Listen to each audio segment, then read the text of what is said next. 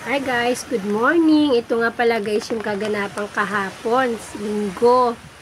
Nung umaga pala, nagsasayawan sila doon kasama may isa silang lalaki at mga puro babae na nagsasayawan silang mga daring dance. Pero dumaan lang kami kasi nag-give kami ng tubig. Nung kinahaponan na mga 5:30, nakaligpit na kami lahat.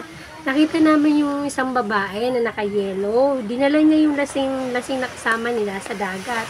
Hindi ko alam kung ano intention niya, bakit niya dinala doon.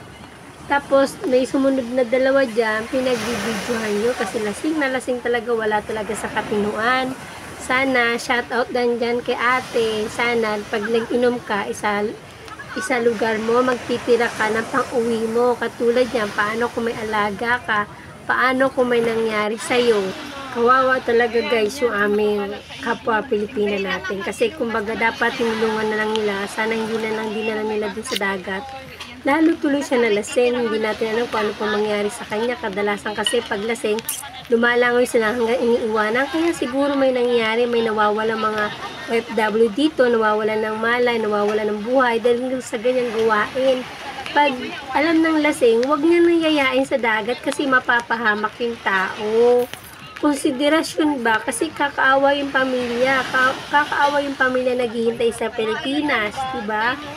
Sana ate, sa susunod pag naglasing ka, magtira ka naman ng konti ng pampauwi sa bahay nyo. Paano kung hindi ka na makauwi? Paano kung malayo pa ang uwian mo?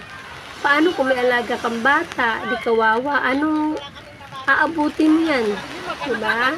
Sana ate nagtira ka ng konti, hindi mo inubos lahat kasi ang alak hindi talaga nauubos hanggat may pambili.